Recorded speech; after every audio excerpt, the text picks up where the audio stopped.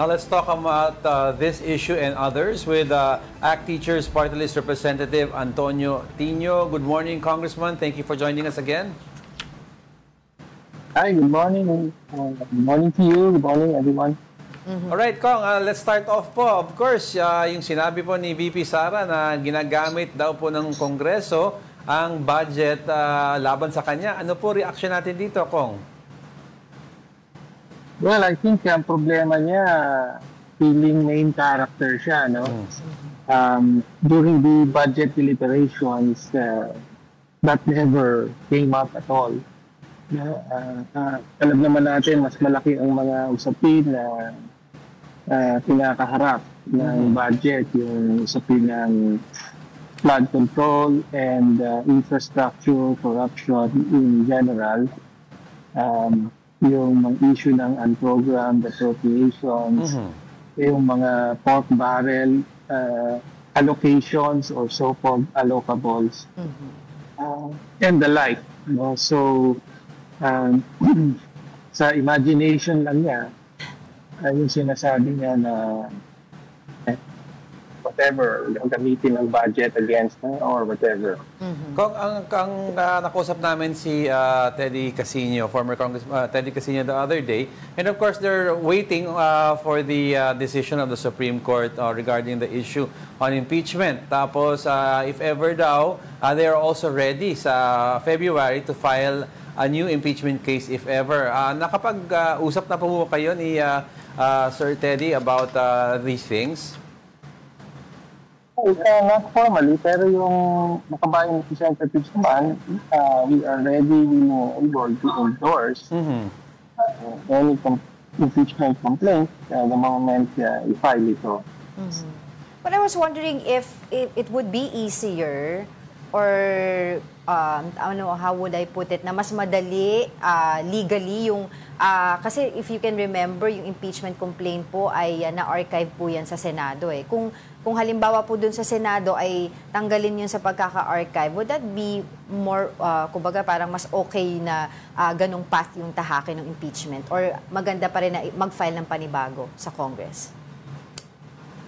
Well, mas maganda sana kung magtuloy na sa Senate, yung binabanggit nyo na ma-unarchive.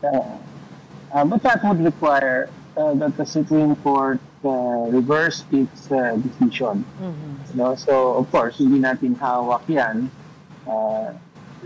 Whether or not, lalo na yung time frame kung kailan mag-decide ang Supreme Court on the numerous motions for reconsideration dun sa decision na the ULM decision, making the impeachment process much more difficult all around. Right. Doon po sa usapin, punta lang po ako sa ibang issue, Kong.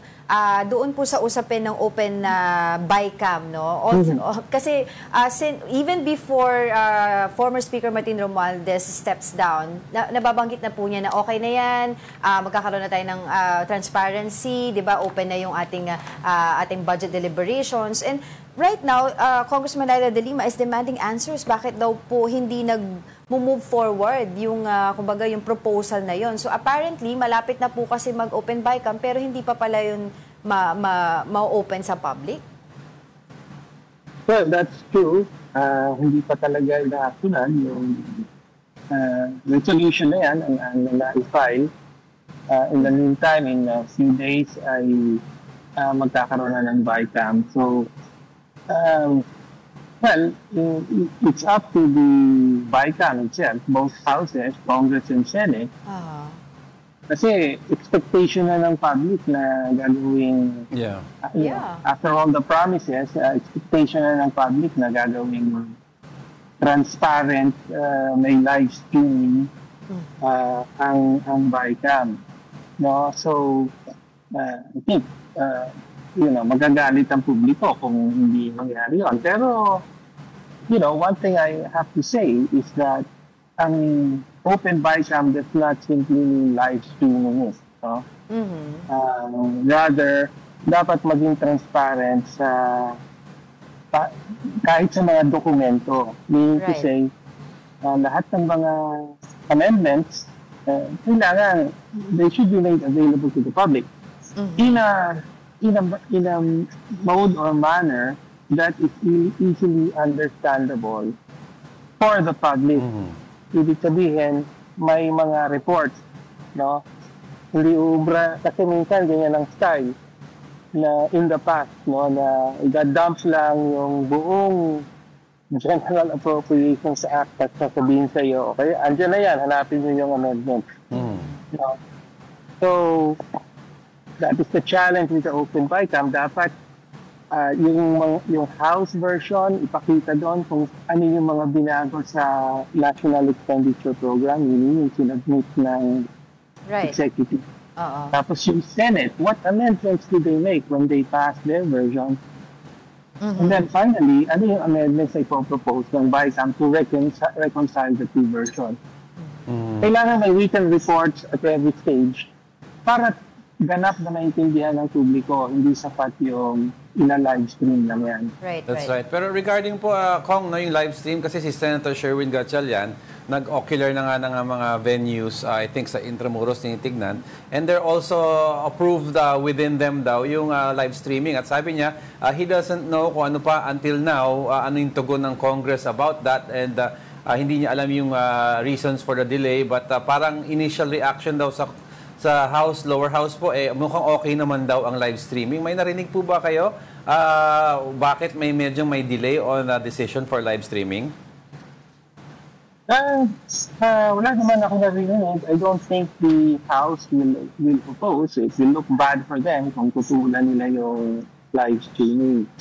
Pero again, another caveat, no? Okay yan, may live streaming, pero that doesn't mean walang usapan na nagaganap outside of the live streaming.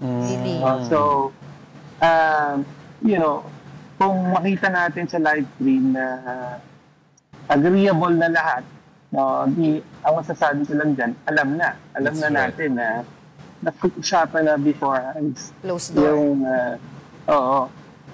Or there may be some disagreements that will be highlighted, pero sa totoo lang, yung totoong usapan, I mean, that can just be a smoke screen for the actual negotiations to take place. So, in other words, I'm very cynical about, live streaming. Kaya ako, mas that's right. Ang demand dapat ng publiko ay yung mga dokumento. Ay yung mga actual, complete, thorough na record ng mga amendments at kung sino yung mga proponents behind the amendment. Kumbaga, Kong, sorry, go ahead. Well, as we've seen with the flood control issue, may mga insertions, tapos may mga alleged proponents, pero yung mga proponents nagdi-deny lang, di ba? So, kailangan sa official record, sino ba yung talagang nagpasok ng ganitong several hundred million worth of flood control and other projects and so on. Amendment ba yan, insertion ba yan, and so on. So just put it all on the public record. So, kumbaga, Kong, ang sinasuggest nyo is the entire process, not only yung deliberations ng Open BICAM. Kasi ang sinasabi nyo, may possibility, pagpatay po ng camera, baka ang ibang isip ni ibang congressman at sabihin, teka lang, yung sinabi ko, bawiin ko, ibahin natin. May possibility pong ganyan, Kong? Well, there's always that possibility. No? Yung House, nag-live stream nung kanilang budget amendment process. No? Pero again, walang committee report that was made available to the public. Pagka tinanong mo sa Committee on Appropriations, meron bang minutes, meron bang summary para malaman ng publiko ano yung mga amendments. Sasabihin lang sa'yo, look at the live stream. The 7-hour live stream. Okay. Pabahala ka na. I agree with you, Kong, kasi even si Congressman Toby Tiangco before, he was asking for the minutes of the meeting tsaka members of the small committee, pero walang maibigay nga. So I was wondering if you could shed light dun po sa ating mga viewers ngayon. Paano po ba yung proseso na yan? Because ito nga po sinasabi ni Congressman Laila De Lima, hanggang ngayon nakaupo yun sa committee level. Na kaninong bola na para umusad, para pag nagsimula po yung Open BICAM, hindi lang po ito kumbaga live streaming, but of course we will have also access as public na makakuha po ng mga dokumento kung kinakailangan. It's still in committee, so possibly nasa Committee on Appropriations or Committee on Rules pa ito. Hindi pa na-action. Hindi ko pa nga nakikita yung end of the schedules. No? So wala pa siyang schedule. So I don't know, at this point baka medyo late na. No, given that kailan ba ang start ng BICAM? Is it the 11th or so? So, however, pwede namang the BICAM can come up with its own rules, no, jointly. So, dapat habunin ang BICAM na maging fully transparent, hindi lang sa live streaming. Dapat may access sa lahat ng mga documents, including transcripts, reports on the amendment, including proponents for any or all amendments. Any and all amendments. Okay. Kasi yun nga yung inaano natin, ngayon ang alam talaga natin, magiging open BICAM ito, pero apparently kung hindi pa nagsalita itong si former Congresswoman Laila De Lima, hindi natin malalaman na nakaupo lang ito sa committee level. Well, Congressman, I also would like to ask for your comments regarding the ICI. Iba po kasi ngayon parang medyo naiiba po yung tono ng Malacanang regarding this at sinasabi po nila kung baka hindi talaga nila ma-push, no, ma-file, ma-certify as urgent itong batas po na isinusulong po ninyo dyan sa Kongreso at maging sa Senado dahil baka daw po maging redundant yung mga gagawin ng ICI sa Ombudsman, sa DOJ, sa NBI, etc. Your thoughts on that po? Well, ngayon, ang signal na ng Malacanang at maging ng Ombudsman ay tatapusin na itong i-wrap up or i-wind down na yung ICI investigation and the whole investigation into the flood control corruption. Parang sinabi niyang Pangulo, siya daw ang nagsimula, siya rin ang tatapos. No, mukhang gusto na nilang tapusin. No, at mukhang meron na silang storyline, no, na gustong ilako sa publiko. They have already identified sino yung mga kontrabida dito. At ito na nga, pinapangako na may mga senador na ikukulong, may mga list of congressmen and contractors. Pero ang mas importante ay sino yung mga hindi sinama. Diba? Including hindi na talaga sinersu whether it's the ICI, the Blue Ribbon Committee of the Senate, or the Ombudsman, yung mga tumuturo na sa Malacanang, no? The cabinet officials that resigned, led by the Executive Secretary and the Sec Jojo Cadiz, former staff na hanggang Senate-based pa ni BBM, staff na niya yan. Yeah. At yung pagturo kay Pangulo mismo, di ba? So, hindi kasama sa storyline niya na gusto ng Malacanang. So, may problema tayo. So kung what happens now? At yung pagtutol nila doon sa pinalakas na ICAI, just a symptom or indication that they want selective prosecution, investigation and prosecution. So, what happens now, Kong? Kasi people are saying, may isang panin nagsasabi na ginawa lang daw itong ICI to deflect yung public anger away from the President, given na nung panahon pa ng SONA, binanggit niya na ito, tapos walang action, tapos ginawa ang ICI. Ngayon, ganito na lang, parang we'll just leave it at the tip of the iceberg and yung kultura ng corruption, yung the deeper roots, hindi na natin hahabulin. And then the Ombudsman, si Ombudsman mismo said na mukhang patay na daw ang ICI. Ano po ang mangyayari dito? What will we do next? Well, the people should be aware that kung ganyan nga mangyari, essentially cover up ang nangyayari dito, no? Meron lang selective prosecution at gustong tuldukan na ng Malacanang ang issue ng corruption na ito, pero hindi dapat pumayag ang publiko. Dapat ikagalit itong publiko. Ituloy yung panawagan. Ang panawagan ng lahat ay lahat ng sangkot dapat panagot. No? So, malinaw na hindi lahat ng sangkot ang patutunguhan kung masusunod ang Malacanang. No, hindi naman maniniwala rin ng public kung, if we end up with just a handful of,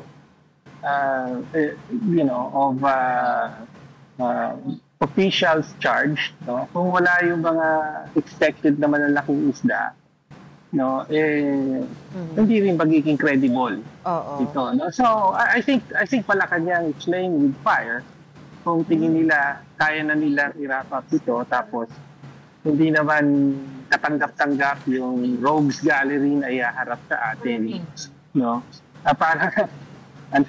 Parang si Senator Revilla, parang who happens to be out of power, hindi siya senador ngayon, o pinaka-convenient yata na high-profile target among others. No? So, pero hindi magiging credible sa publiko, and therefore, tingin ko, lalo lang magpapatuloy at lalaki ang mga protest actions into the next year kapag ganyan. Right. Well, case in point, recently or earlier today, he had an announcement regarding the freezing of assets of the Yap brothers.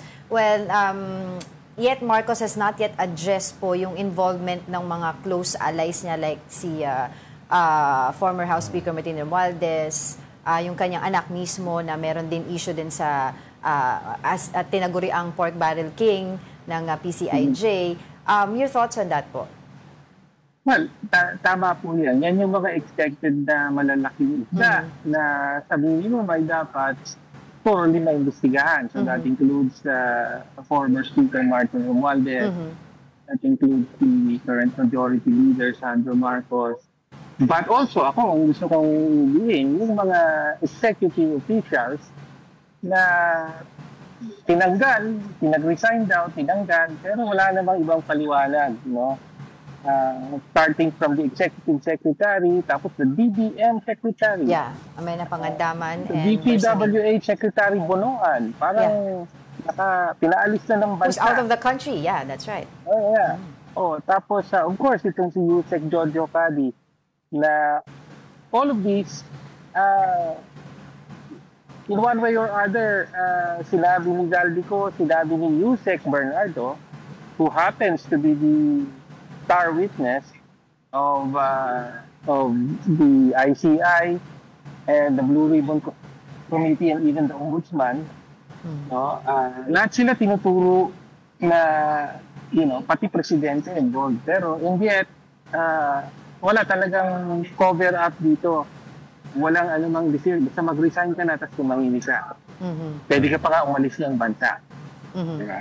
Yeah. Well, Congressman, lastly on my part, quickly lang po, no? At the very least, there have been several people who have said if there's no evidence pointing to the president, he's at least liable for command responsibility for allowing things like this to happen under his watch. Ano po ang take nyo dito? Well, that's the very minimum, no, na kasi hindi lang naman is 2025 budget ito eh. 2023, 2024, and 2025 budget. Yeah. Dito natin nakita yung pinakamalaking level ng corruption involving flood control and other infrastructure. No, so both doon sa regular budget tsaka yung abuse ng unprogrammed appropriations to the extent that in order to feed the addiction to pork barrel insertions, flood control projects, kinuhanan pa ng pera yung PhilHealth, yung PDIC via the special provision that recently declared as void by the Supreme Court. So ganun kalala yung pagkagahaman sa mga projects for corruption, no? All of that happened under Marcos, and he had the power to stop this. Meron siyang veto power. Hindi niya ginamit. Tapos yung unprogrammed appropriations in particular requires the direct approval of the President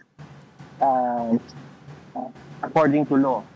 So, kaya hindi, in as much as malaking bahagi ng corruption ay napondohan through unprogrammed appropriations, may direct accountability ang Presidente. Right. Well, we have a lot of questions pa, but unfortunately, we don't have much time. Hopefully, we can invite you again. Maraming salamat po sa inyong oras, ACT Teachers Party List Representative Antonio Tino. Thank you. Good morning.